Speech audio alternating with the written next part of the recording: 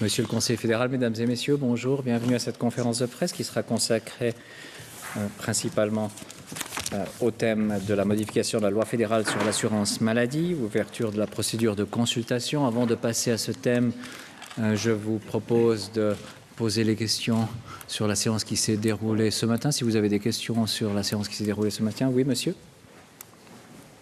Vielen Dank. Wurde das Kaderlohnreporting diskutiert? Und wenn ja, können Sie da etwas dazu sagen, wie das diskutiert wurde? Ja, das war ein Thema heute Morgen. Ich glaube, es kommt eine Kommunikation dazu, aber ich möchte mich nicht... Il n'y a pas un communiqué encore qui doit venir sur ce thème? Okay. Wir schauen das nachher. Also es gibt eine Medienmitteilung. Ich wollte nur wissen, ob es vielleicht aus der Diskussion etwas zu berichten gibt. Nein, also ich kann nur auf das Kommuniqué verweisen. Es gab keine sonst Diskussion zu diesem Thema. Ich dachte, das Kommuniqué sei noch nicht da, aber okay. Y a-t-il d'autres questions sur la séance qui s'est déroulée ce matin? Ça n'est pas le cas, donc je vous propose de passer à l'ouverture de la procédure de consultation. Parler de ce thème, j'ai le plaisir aussi d'accueillir à côté de Monsieur le Conseiller fédéral, Monsieur Pascal Struppler, le directeur de l'Office fédéral de la santé publique, qui se tiendra à disposition pour répondre à vos questions. Monsieur le Conseiller fédéral, vous avez la parole. Merci beaucoup, Monsieur le Vice-chancelier, Monsieur le directeur d'office, Mesdames, Messieurs. Comme le Vice-chancelier vient de l'annoncer, le Conseil fédéral a décidé aujourd'hui d'ouvrir une procédure de consultation qui porte sur une révision partielle de la loi sur l'assurance maladie et qui concerne la régulation des admissions des médecins et qui concerne également l'amélioration de la qualité des prestations fournies. Et dans ce cadre-là, j'aimerais rappeler le contexte. De 2001 à 2011, il existait la possibilité de limiter les admissions de médecins, avec une certaine marge de manœuvre d'ailleurs, que les cantons ont appliqué de manière diverse en fonction de leurs besoins. En 2012, il y a eu la fin de cette réglementation et cela a entraîné, en principe, il y avait encore naturellement comme solution pour la suite le managed care qui a été rejeté par le peuple en 2012. Mais il se trouve qu'entre début 2012 et mi-2013, il n'y avait plus de possibilité pour les cantons de régulation et cela a entraîné une augmentation parfois massive du nombre de médecins en cabinet. Ça dépend des spécialités, ça dépend des régions.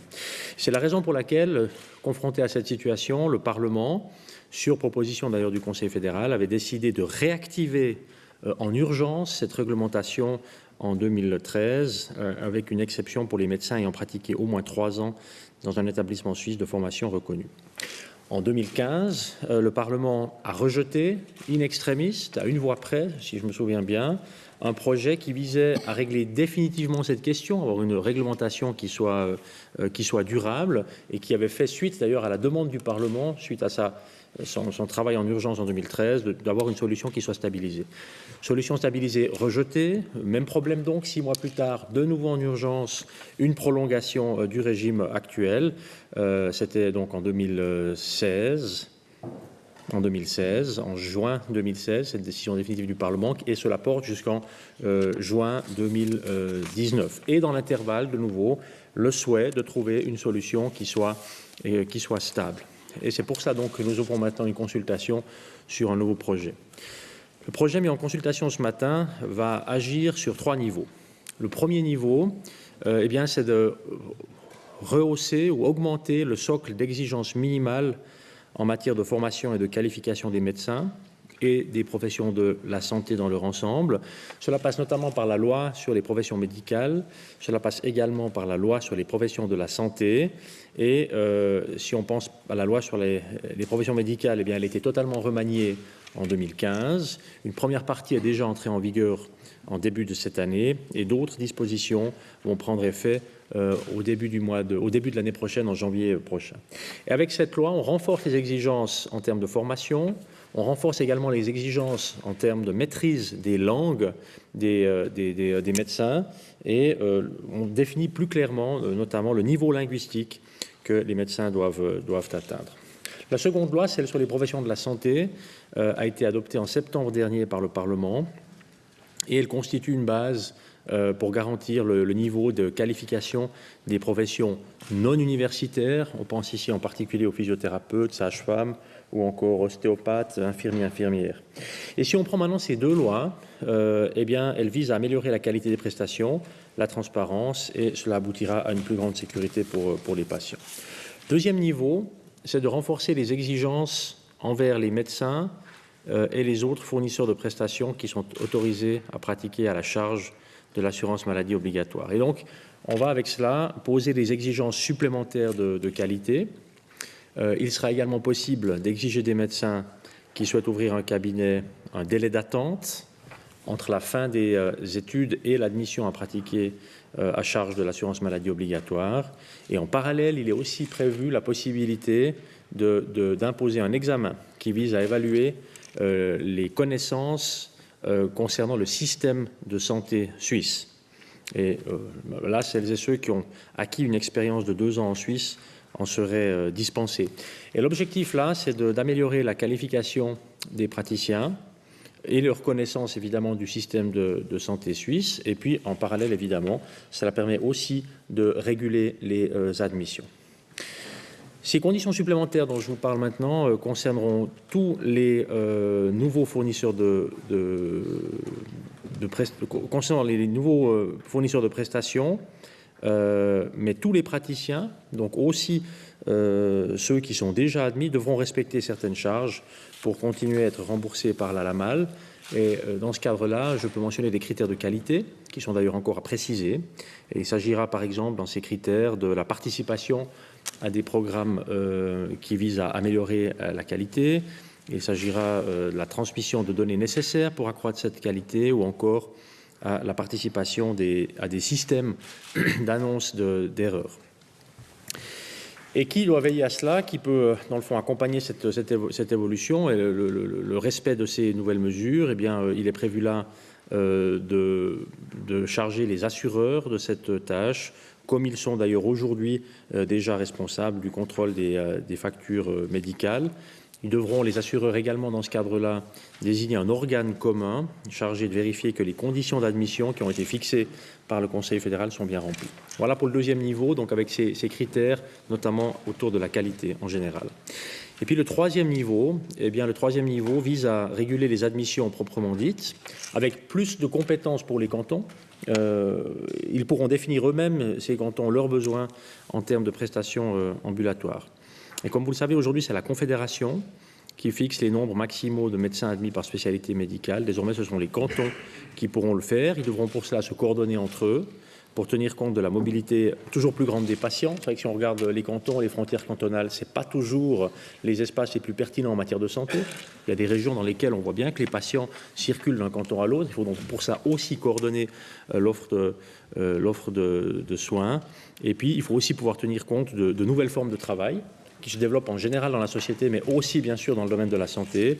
Et on a constaté d'ailleurs que de plus en plus de médecins travaillent à temps partiel.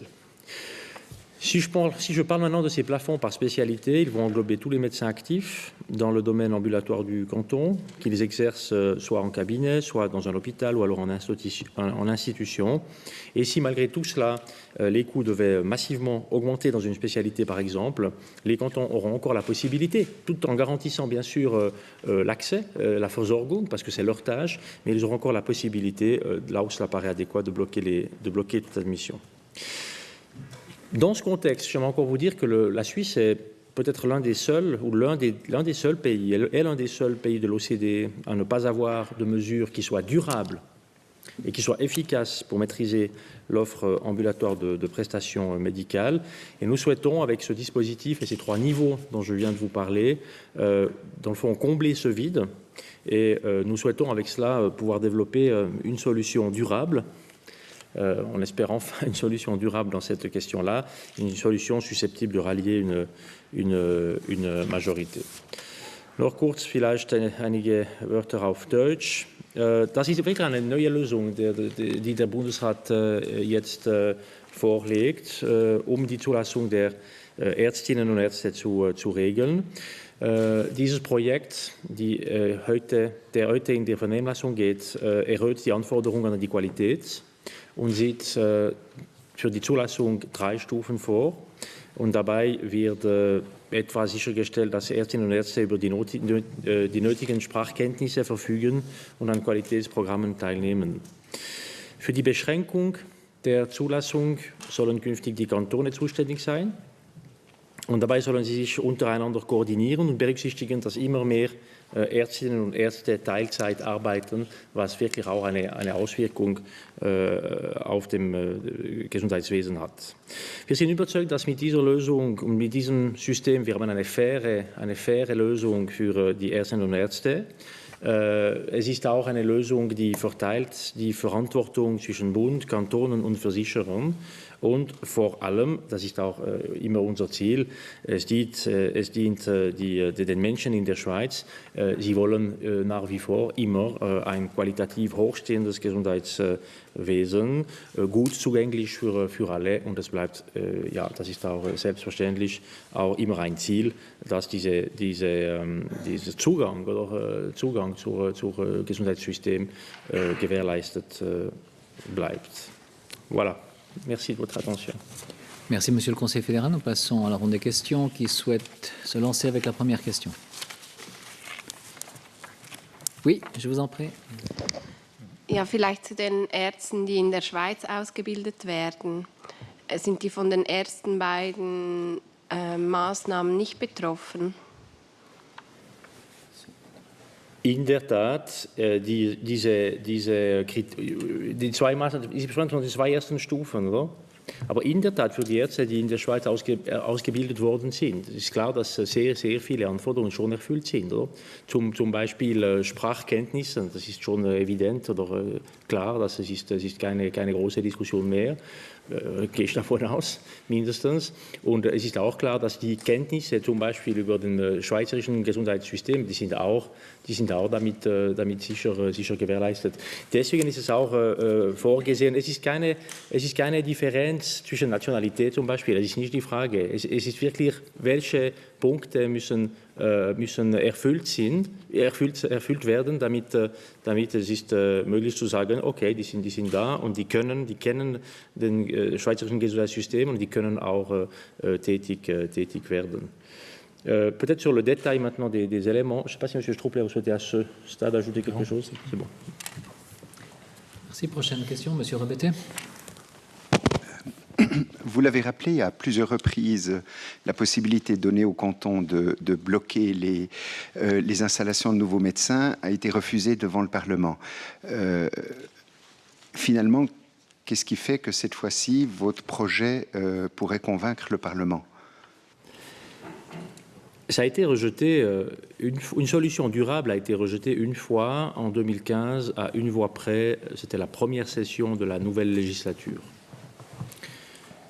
Et je crois que c'était une mauvaise surprise pour tout le monde, y compris pour le Parlement, si on en juge par les réactions qui ont été visibles ensuite. Maintenant, c'est le Parlement qui a à chaque fois, mais il a raison, voulu garantir qu'il n'existe pas de vide. C'est le Parlement qui, sa solution ayant été rejetée par le peuple en 2012, a immédiatement voulu remettre, enfin assez rapidement voulu remettre une régulation. C'est le Parlement qui, après le rejet d'une solution durable en 2015, a réinstallé une solution provisoire, en étant bien conscient que le vide n'est pas une option dans ce domaine-là. Et donc, nous allons maintenant, à la demande du Parlement d'ailleurs, transmettre ce projet. Le Parlement a souhaité qu'il soit mis en consultation jusqu'à l'été 2017. Voilà qui est fait, ce qui nous laisse le temps ensuite de le transmettre au Parlement, qui devra ensuite en débattre et décider de quelle est la régulation et la solution qu'il souhaite pour prendre la suite en 2019. La seule chose qui est claire aujourd'hui, c'est qu'en été 2019, si rien ne se passe, il n'y aura plus de régulation possible, comme on l'a vécu d'ailleurs au début 2012. Et ça, c'est une responsabilité naturellement sur laquelle il faut aussi pouvoir débattre. Et le Parlement ne souhaite pas cela. D'ailleurs, il a prolongé la solution actuelle et il a demandé qu'une solution stable soit présentée à nouveau une fois en consultation jusqu'en été 2017. Peut-être encore un point, si vous permettez, encore un point, c'est que naturellement dans l'ensemble de ces travaux, le projet a pas mal évolué et maintenant on est sur un projet qui, beaucoup plus que les précédents, s'appuie sur des critères de qualité, sur la maîtrise des langues, sur les exigences de formation, sur la connaissance du système de santé suisse, sur par exemple la participation à des programmes de qualité ou à des programmes d'annonce d'erreurs. Donc on a vraiment mis un accent beaucoup plus fort que précédemment sur les éléments de qualité. C'est probablement un des éléments nouveaux relativement importants dans ce projet. C'est Monsieur Mayer. Herr Bundesrat, Sie hatten ja vom Parlament auch den Auftrag, Alternativen zu prüfen, Stichwort Vertragsfreiheit und flexible Tarife je nach Versorgungssituation. Sie kommen zum Schluss, dass beides nicht möglich ist, politisch nicht mehrheitsfähig oder praktisch fast nicht möglich. Ist das quasi auch das Eingeständnis grundsätzlich, dass der große Wurf in der Gesundheitspolitik nicht möglich sein wird, auch im Hinblick auf Ihre Expertenkommission? Ja, was wäre der große Wurf? Oder ich meine, man sieht schon sehr konkret seit 15, 20 Jahren, dass eine Revolution in der Gesundheitswesen nicht nur nicht machbar ist, aber auch nicht wünschbar wäre. Für dieses Projekt jetzt haben wir wirklich mit Spezialisten, mit einem runden Tisch gearbeitet, haben wir wirklich alle die möglichen Lösungen geprüft. Und nachher, weil wir sind auch sehr pragmatisch, wir brauchen eine Lösung nach 19 oder Mitte 19, haben wir uns konzentriert, alle diese Arbeit, die gemacht worden sind, auf die einzige Variante, die uns mehrheitsfähig scheint im Moment. Und es ist auch keine große Überraschung, die hat auch ziemlich viel gemeinsam mit der heutigen Lösung.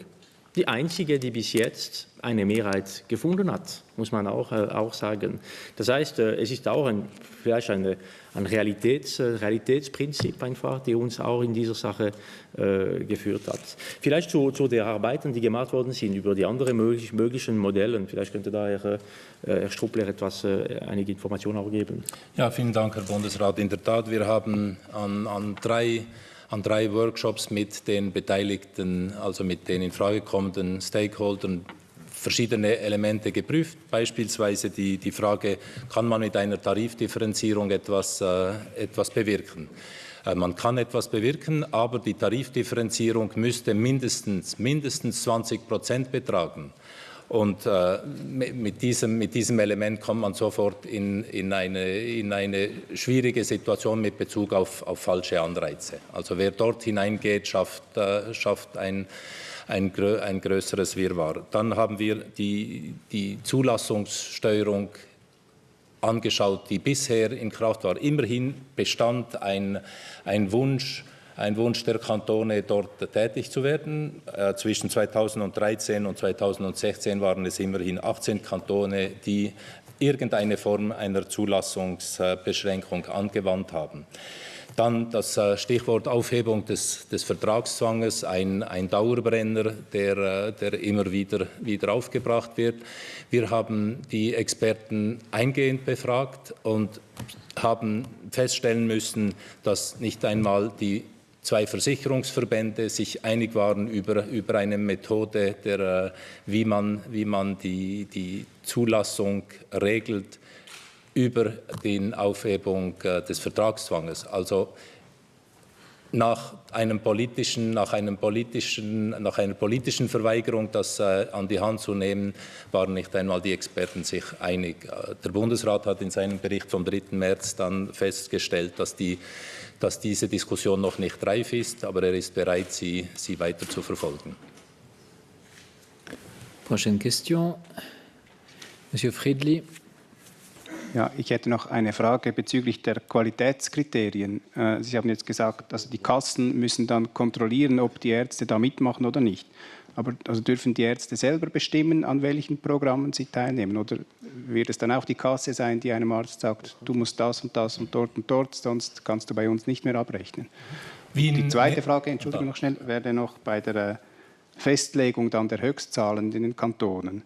Sie schreiben einfach, die Kantone müssen dann die Daten der Leistungserbringer und der Versicherer berücksichtigen. Aber wird es irgendwie eine Art Definition von Überversorgung geben? Oder kann dann jeder Kanton selber sagen, wann er findet, bei ihm sei jetzt genug?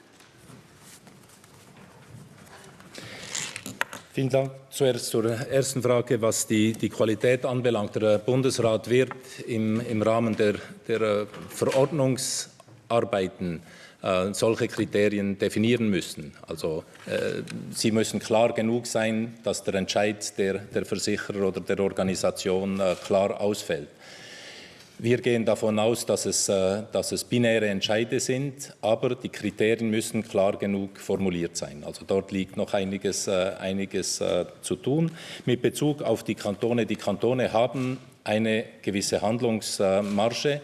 Der Bundesrat kann in seiner Verordnung die Bedingungen etwas klarstellen, aber, und das ist sicher ein wichtiger Teil dieser Vorlage, die Kantone erhalten die Möglichkeit, sich angesichts der herrschenden Situation im Kanton Lösungen zu definieren.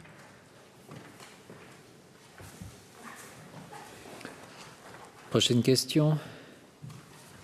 Madame Gouba.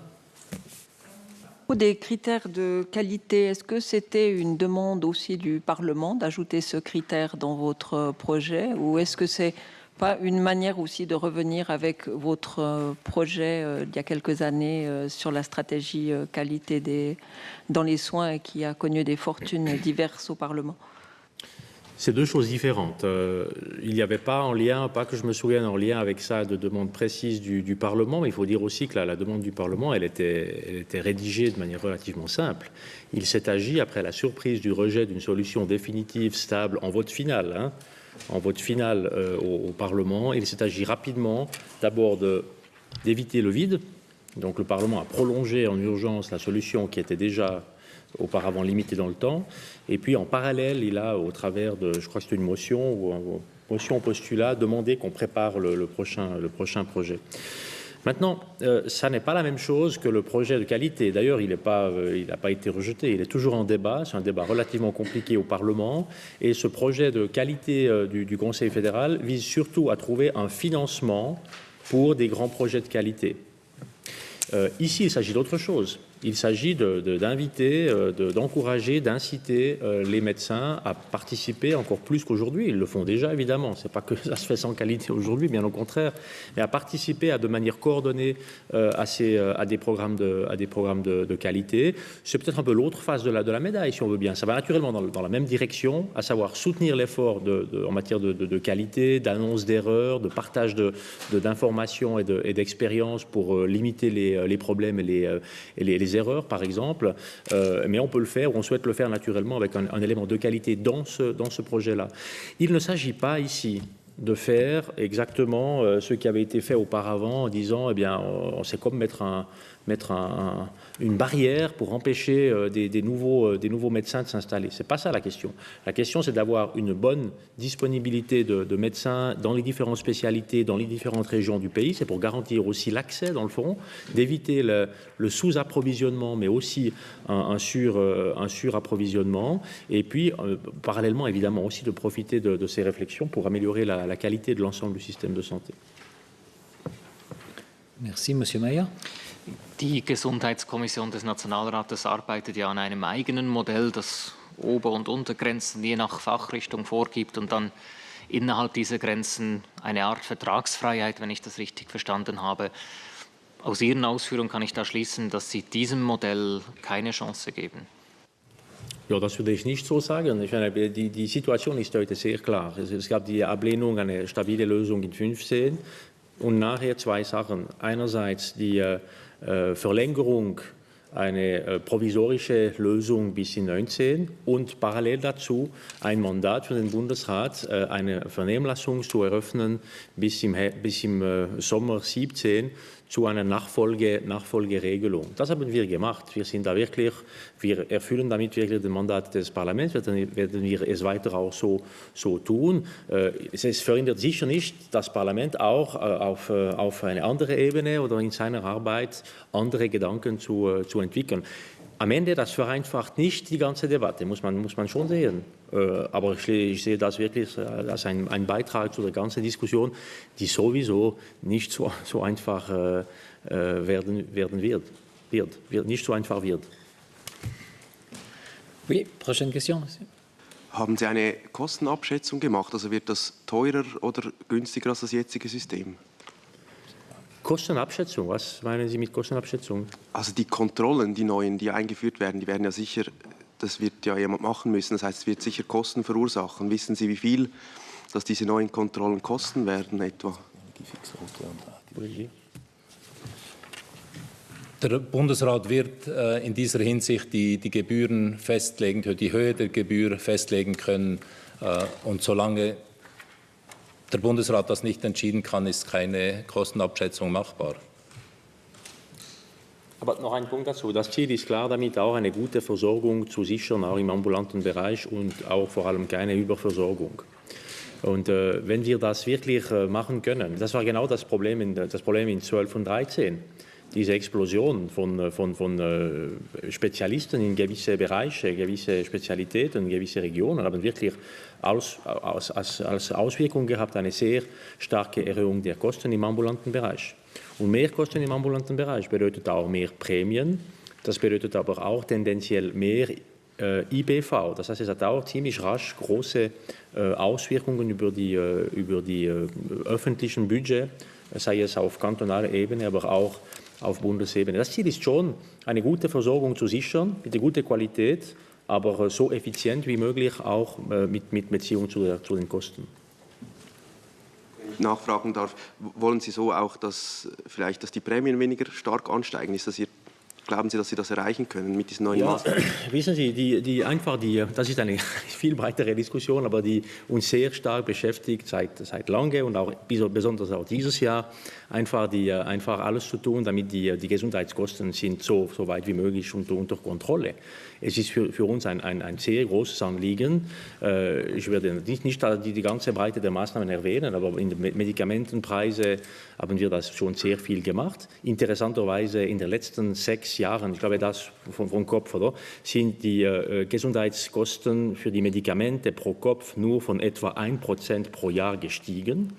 Wenn es wäre überall so gut, hätten wir eine viel kleinere Erhöhung der Prämien. Und wir wissen schon, dass im Spitalbereich, im ambulanten Bereich, es gibt da auch sehr viele Maßnahmen, die notwendig sind, damit diese Kostenentwicklung auch unter Kontrolle bleibt. Und dazu noch, das ist noch ein anderer Punkt, aber ich erwähne es trotzdem, die Expertengruppe, die jetzt wirklich arbeitet, bis im Herbst international, mit internationalen Experten, die uns noch seine Schlussfolgerungen liefern wird, was sollten wir noch neu entwickeln in diese Richtung.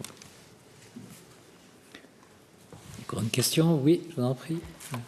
Vielleicht im Anhang an diese Frage noch, bei den Spitalambulatorien verzeichnet man ja, wenn es mir recht ist, das größte Wachstum im ambulanten Bereich. Aber die sind ja eigentlich jetzt von diesen Maßnahmen nicht betroffen. Ist da auch irgendetwas vorgesehen? Die Maßnahmen des Bundesrates betreffen alle ambulant tätigen Ärzte, also nicht nur die niedergelassenen Ärzte. Also sind sie auch betroffen. Also geht hier nicht mehr um die Zulassung zur Eröffnung einer Praxis, sondern die Zulassung zur ärztlichen Tätigkeit? Das ist korrekt. Y a-t-il encore d'autres questions? Ça n'est plus le cas, donc nous concluons ici. Je vous remercie et vous donne rendez-vous dans une demi-heure pour la prochaine conférence de presse. Merci.